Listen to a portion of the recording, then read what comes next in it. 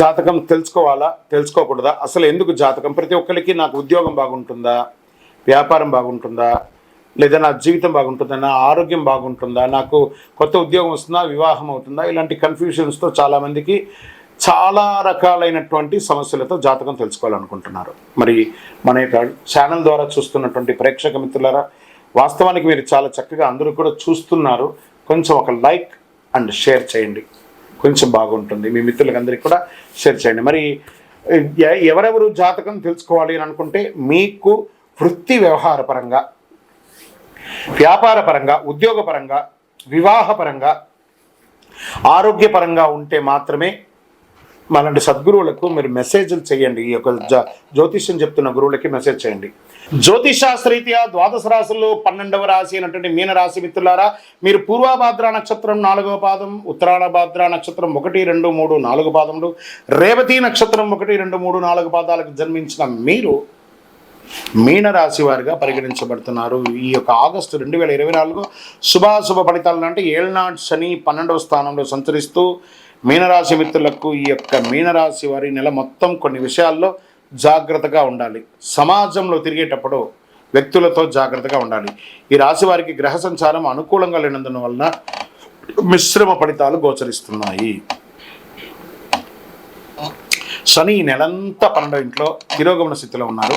రాహు ఈ నెల మొత్తం రాశిలో ఉండడం, దేవగురు బృహస్పతి అంగారడితో 3వ ఇంట్లో కూర్చోవడం, సూర్యుడు 5వ ఇంట్లో ఉండడం, ఆగస్టు 22 నుండి తిరోగమన బుధుడు 5వ ఇంట్లోకి ప్రవేశించడం, కొంచెం జాగ్రత్తగా ఉండాలి.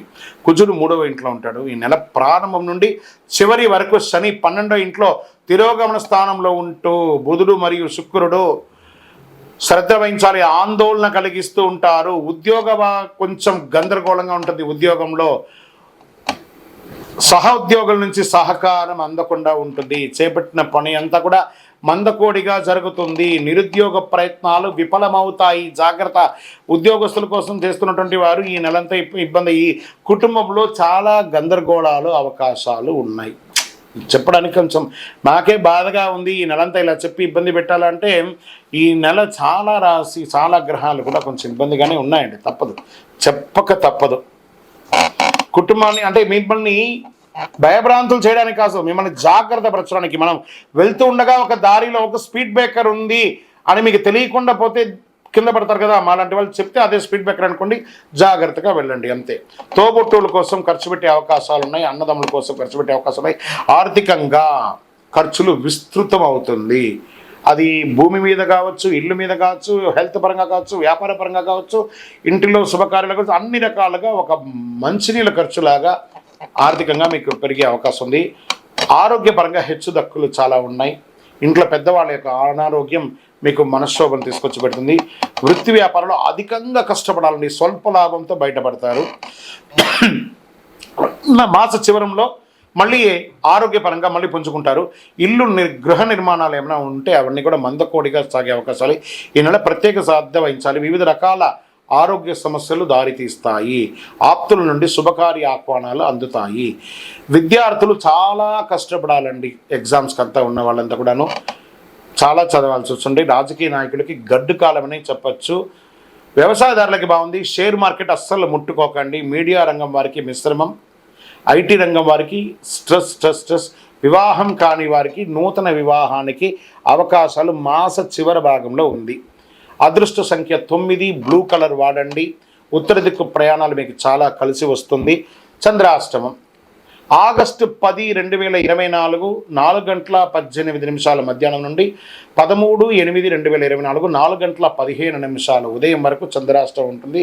తస్మాత్ జాగ్రత్త. ఈ 2 రోజులు ఆల్రెడీ నెలంతా జాగ్రత్త ఉండాలి. పర్టికులర్ ఈ 2 రోజులైతే చాలా జాగ్రత్తగా ఉండాలి. దైవ చింతన పెరుగుతుంది. చాలా అద్భుతమైనటువంటి పరిపక్వత్వం వస్తుంది. గురు భగవానుడు కాస్త బాగుండా మీకు మిగతా గ్రహాలను కొంచెం ఇబ్బంది పెడుతున్నాయి కాబట్టి చాలా పరిపక్వత పొందుతారు. అందులోనూ అలంకార ప్రియులుగా ఉన్నటువంటి మీనరాశి మిత్రులారా, కాస్త కాస్మెటిక్స్ అన్నిటికీ కూడా దూరంగా ఉండడానికి ప్రయత్నం చేయండి. అది స్త్రీ పురుషులు ఎవరైనా కూడా. ఎదుటి వారితో మాట్లాడేటప్పుడు చాలా జాగ్రత్తగా ఉండండి.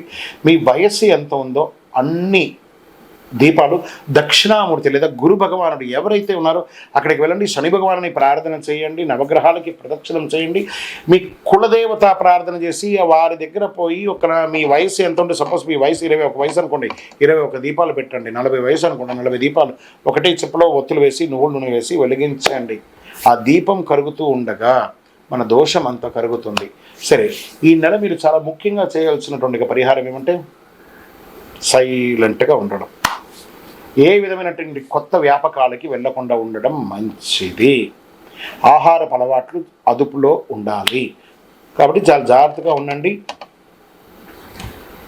మీ యొక్క వ్యక్తిగత జాతకం తెలుసుకోవాలనుకుంటే మా కింద కనబడుతున్నటువంటి నంబర్కి మీ యొక్క పేరు, date of birth, time of birth, place of birth WhatsApp చేయండి. ఇంకనూ ఆనందంగా ఉండడానికి చిరునవ్వుతూ ఉండండి. ద్వాదశ రాశి మిత్రులారా, ఈ నెల రాశి ఫలితాలన్నీ కూడాను ఎంతోమంది సద్గురువులు అందరితోనూ డిస్కస్ చేసి ఆ గ్రహాల అన్ని ఫలితాలని మేము క్షుణ్ణంగా చేసి వాస్తవాన్ని బట్టి దైవ సాక్షిగానే మేము అన్నీ కూడా మీకు చెప్తున్నాం. మీరందరూ కూడా క్షేమంగా ఉండాలని మనస్ఫూర్తిగా కోరుకుంటున్నాం. తిరుపతికి వచ్చినప్పుడు మన అయ్యప్ప స్వామి వారి 18 అవతారముల దేవాలయం జీవకోణలో నిర్మించాం. ఆ దేవాలయాన్ని దర్శనం చేసుకోండి. రైల్వే స్టేషన్ నుండి బస్ స్టాండ్ నుండి ఒక 3 కిలోమీటర్ల దూరంలో ఉంటుంది. వందే మాతరం, వందే మాతరం, వందే మాతరం. చంద్రమౌళి వెంకటేష్ శర్మ గురుస్వామి. శరణమయ్యప్ప.